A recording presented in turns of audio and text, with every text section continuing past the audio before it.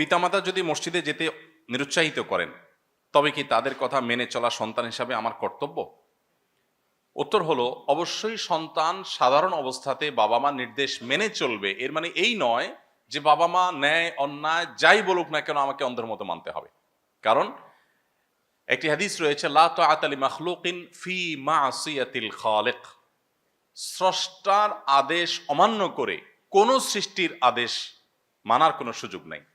আমার বাবা মা আমার কাছে অনেক শ্রদ্ধার, আমার শিক্ষক আমার কাছে অনেক শ্রদ্ধার, আমার বড় ভাই গুণীজন গুরুজনেরা আমার কাছে অনেক শ্রদ্ধার, কিন্তু তার মানে এই নয় যে তারা কোনো অন্যায় নির্দেশ করলে সেটি আমাকে মানতে হবে। অনেকে সরকারি চাকরি করেন, তাদের প্রশ্ন থাকে যে উপরের বসের নির্দেশে আমাকে অন্যায় কাজ করতে হয়।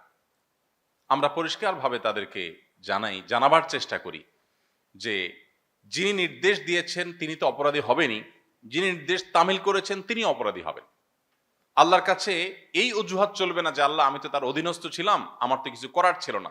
আল্লাহ বলবেন তুমি তো চাকরি ছেড়ে দিতে পারতে, তুমি অ্যাভয়েড করতে পারতে, তুমি এতটুকু স্যাক্রিফাইস করবা না, আবার জান্নাত আশা করবা কিভাবে? তো এই জন্য বাবা মা হোক আর যেই হোক না কেন, যতক্ষণ পর্যন্ত শরিয়ার সাথে সাংঘর্ষিক কোনো নির্দেশ না দিবেন ততক্ষণ পর্যন্ত তাদের নির্দেশ আমরা মানতে বাধ্য। কিন্তু শরিয়ার সাথে সাংঘর্ষিক কোনো নির্দেশ দিলে সেটি আমরা মানব না। এই জায়গাটাতে আমাদের অত্যন্ত ক্লিয়ার এবং পরিষ্কার থাকতে হবে। এখন কথা হলো, শরিয়ার সাথে সাংঘর্ষিক বলতে কি বোঝায়? এর উত্তর হলো, ফরজ বা ওয়াজিব এরকম কোনো বিষয় যদি না করতে নির্দেশ করেন তাহলে সেটা শোনা যাবে না। কাজ, অন্যায় কাজ, পাপের কাজ করতে বলেন, সেটা শোনা যাবে না।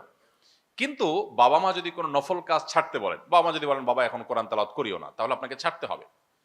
বাবা মা যদি বলেন তুমি এখন নফল নামাজ পড়বে না, তাহলে নামাজ আপনাকে ছাড়তে হবে, কারণ নফল নামাজ চাইতে বাবা মার নির্দেশ মানাটা গুরুত্বপূর্ণ।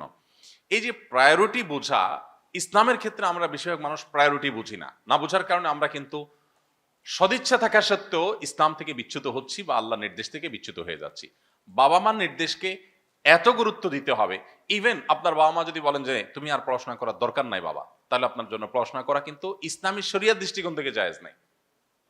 একটু ডিফিকাল্ট, একটু কঠিন আমি জানি, কিন্তু বাস্তবতা এটা। কারণ আপনার পড়াশোনা করা বলতে আপনার উচ্চতর ডিগ্রি নেওয়া, এটা আপনার জন্য ফরজ কিংবা ওয়াজিব না, কিন্তু বাবা মার নির্দেশটা মানার ফরজ ওয়াজিব। এখন আপনি বলতে পারেন যে বাবা মা বেবুঝা, তারা হয়তো শিক্ষা বঞ্চিত, অথবা তারা সাধারণ মানুষ, তারা বুঝে উঠতে পারছেন না, তারা যেটা বলছেন সেটা অযৌক্তিক, তারা বুঝছেন না, এর কারণে আমার কত ক্ষতি হবে।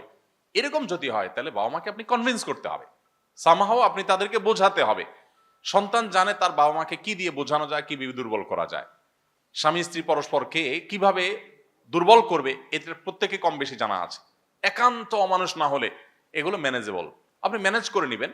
কিন্তু কোনোভাবে তাদেরকে হার্ট করে তাদের মতের বিরুদ্ধে গিয়ে আপনি যা খুশি তা করতে পারেন না। হ্যাঁ, তারা যদি আপনাকে বলে বাবা এ বয়সে দায় রাখছিস কেন, বল জঙ্গি মামলায় ফাঁসাই দিবে তো, এই কারণে যদি বলে যে দায় রাখিস না, তাহলে বাবা মার সেই নির্দেশ মানা যাবে না। কারণ দায় রাখার নির্দেশ নবী সাল্লাল্লাহু আলাইহি ওয়াসাল্লাম করেছেন।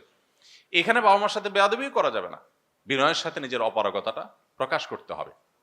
আল্লাহ তাআলা কোরআন কারীমে বলেছেন যে তারা তোমাদেরকে যদি, অর্থাৎ বাবা মা যদি তোমাদেরকে শিরিক করতে নির্দেশ করে, ফালা তুতি'হুমা, তবে তাদের সেই নির্দেশ মানবে না, কিন্তু মনে রাখবে ওয়াসাহিবহুমা ফিদ দুনিয়া মা'রুফা, তুমি তাদের সাথে দুনিয়াতে জীবন যাপন করতে হবে, সংসার করতে হবে অত্যন্ত সুন্দরভাবে। তোমার বাবা যদি অন্য ধর্মাবলম্বীও হয়, তুমি তার সাথে দুর্ব্যবহার করবার কোনো রাইট তোমার নেই। অতএব এই জায়গাটাতে আমাদের ব্যালেন্স করতে হবে।